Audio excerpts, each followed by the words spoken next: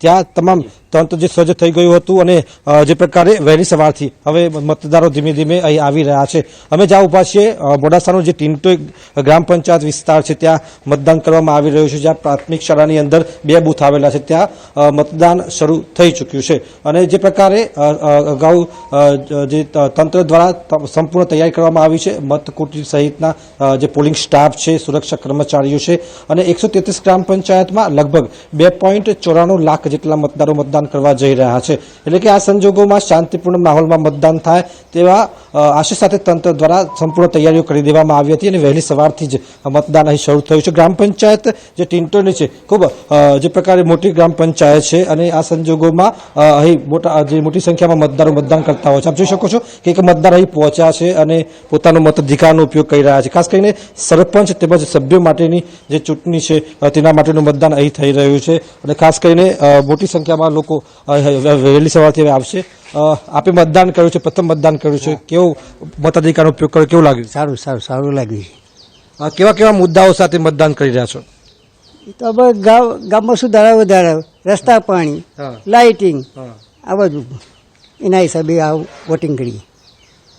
ચોક્કસથી જે પ્રકારે મતદાર જણાવી રહ્યા છે કે સ્થાનિક પ્રશ્નો સાથે આ ગ્રામ પંચાયતનું જે ચૂંટણી થતી હોય છે, જે સ્થાનિક મુદ્દાઓ સાથે ખાસ કરીને જે પ્રકારે આજ જે ગ્રામ પંચાયત છે ત્યાં 8 જેટલા ઉમેદવારો ઉભા રહ્યા છે અને લગભગ 5,500થી વધુ મતદારો છે। એવા સંજોગોમાં સૌથી મોટી ગ્રામ પંચાયત છે અને આ ગ્રામ પંચાયતમાં તંત્ર દ્વારા સંપૂર્ણ સજ્જતા સાથે મતદાન શરૂ કરી દેવામાં આવ્યું છે। પંકજ જી હાર્દિક, અહીંયા બીજી ખાસ વાત એ કે 2-2.5 વર્ષથી જે વહીવટદારોનું શાસન હતું અને હવે જ્યારે ચૂંટણી આવી છે ત્યારે હવે સરપંચ ચૂંટવાનો મોકો ગ્રામજનોને મળ્યો છે, ત્યારે ગ્રામજનો એ બાબતે કેવી લાગણી અનુભવી રહ્યા છે?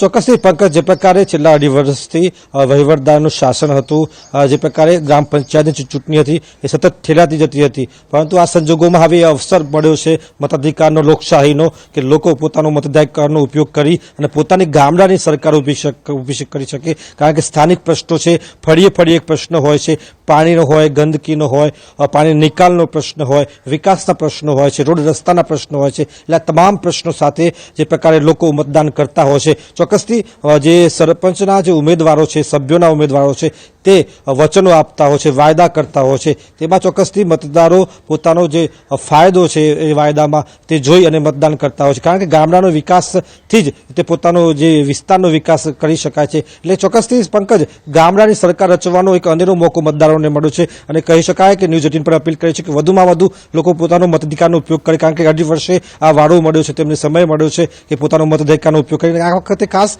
યુવાનો ખૂબ જ જોવા મળી રહ્યા છે ઉત્સાહમાં પંકજ। કારણ કે જે પ્રકારે યુવાનોએ આ જે ચૂંટણીમાં ડિજિટલ રીતે જે પ્રકારે જે પ્રચાર કર્યો છે, સાથે સાથે તેઓ જે સક્રિયતા દાખવી છે આ ગામડાની ચૂંટણીઓમાં, એટલે કે ચોક્કસથી ખૂબ જ રસપ્રદ આ ચૂંટણી જંગ રહેવાનો છે। ખાસ કરીને કોઈપણ પક્ષના ચૂંટણી સિમ્બોલ ઉપર આ ચૂંટણી કરવામાં આવતી નથી, પરંતુ આ સંજોગોમાં જે પ્રકારે ગામડાઓમાં ગ્રામીણ સ્થાનિક પ્રશ્નો સાથે લોકો મતદાન કરતા હોય છે અને મતાધિકારનો ઉપયોગ કરતા હોય છે। પંકજ જી હાર્દિક, આપની સાથે કોઈ મતદાર હોય તો તેમની સાથે વાતચીત કરવાનો પ્રયત્ન કરશો, હું આપની પાસે આવીશ। હાલ દર્શકોને જણાવી દઈએ કે અરવલ્લીમાં પણ હાલ મતદારોમાં ઉત્સાહ દેખાઈ રહ્યો છે। ગ્રામીણ મતદારો છે, સિનિયર સિટીઝનો છે, તેઓ મતદાન બૂથ પર આવવાના શરૂ થયા છે અને તસવીરોમાં તમે જોઈ શકો છો કે અત્યારે બેલેટ પેપરથી મતદાન શરૂ પણ થઈ ગયું છે।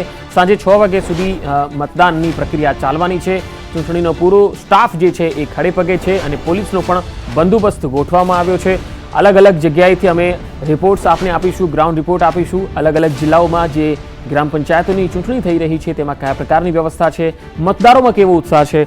ઓવરઓલ આખા ગુજરાતની જો વાત કરીએ તો 81 લાખ જેટલા મતદારો, ગ્રામીણ મતદારો કહેવાય, તેઓ આજે મતદાન કરવાના છે અને ઓવરઓલ 3,656 ગામોમાં આ ચૂંટણી થઈ રહી છે અને સરપંચ કોણ બનશે એ નક્કી કરી રહ્યા છે ગ્રામજનો અને તેના માટે મતપેટીમાં મતદાન જઈ રહ્યું છે। અને ઓવરઓલ 2.5 વર્ષથી જે પાછી ઠેલાઈ હતી ગ્રામ પંચાયતોની ચૂંટણી, હવે જ્યારે આવી છે ત્યારે ગામજનોને એ મોકો મળ્યો છે સરપંચ ચૂંટવાનો અને આખી પંચાયતની બોડી જ્યારે બનતી હોય છે ત્યારે એક ગામની અંદર વિકાસ માટેના નિર્ણયો લેતી હોય છે। સરકારની જે યોજનાઓ હોય છે એ ગ્રામીણ વિસ્તારના લોકો સુધી એ પહોંચતી કરે છે, લાભો આપતી થાય છે। સ્વચ્છતા અને પાણીના પ્રશ્નો હોય છે એ પણ સ્થાનિક સ્તરે ગ્રામીણ વિસ્તારોમાં સુધારવા માટે આ પંચાયતની જે બોડી હોય છે એ ખૂબ જ મહત્વપૂર્ણ બની જતી હોય છે. ત્યારે આ મતદાનમાં ખાસ સરપંચ કોણ બનશે તેને લઈને પણ એક મહત્વપૂર્ણ વાત એ છે કે આ વખતે 27% ઓબીસી અનામત સાથે પહેલીવાર આ મતદાન થઈ રહ્યું છે. આ ચૂંટણીમાં 27% ઓબીસી, 14% એસટી અને 7% એસસી અનામત સાથે બેઠક પર આ મતદાન જે છે એ થઈ રહ્યું છે. મહેસાણાથી સંવાદદાતા કેતન મારી સાથે જોડાયેલા છે. કેતન, મતદારોમાં હવે આપ કેવો ઉત્સાહ જોઈ રહ્યા છો? વરસી રહ્યો છે, છતાં જે લોકો હોય છે તેમાં અનેરો ઉત્સાહ હોય છે. જોવા હું તમને વિઝ્યુઅલ બતાવવાનો પ્રયત્ન કરીશ. તમે જોઈ શકો છો આપણે અલોડા ગામ ખાતે ઉભા છીએ. ત્યાં જે લોકો હોય છે, લાઇટ ન હોવા છતાં પણ જે લોકો હોય છે બહાર જે છત્રી લઈને હોય છે તે ઉભા છે. તેમના સાથે પણ વાતચીત કરવાનો પ્રયત્ન કરીશું કે તેમનામાં કેવો અનેરો જે ઉત્સાહ હોય છે તે જોવા મળી રહ્યો છે. શું કહેતો કાકા, કેવો અનેરો ઉત્સાહ છે?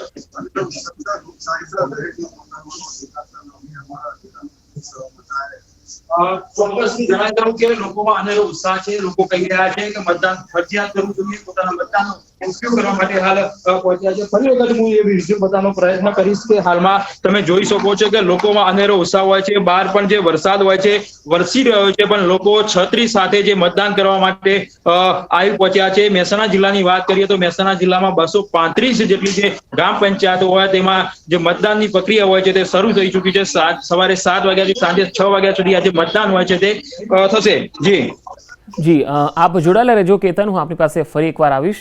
તો હાલ ગ્રામ વિસ્તારની અંદર આજે લોકશાહીનો પર્વ છે, લોકોમાં જબરજસ્ત ઉત્સાહ છે. વડોદરા જિલ્લામાં હાલ કેવો માહોલ છે, વડોદરામાં ગ્રામજનો છે એ કેટલા ઉત્સાહિત દેખાઈ રહ્યા છે, મતદાનની પ્રક્રિયા કેવી રીતે ચાલી રહી છે એ જાણવા જઈએ. વડોદરાથી સંવાદદાતા હાર્દિક દીક્ષિત મારી સાથે જોડાયા છે. હાર્દિક, વડોદરા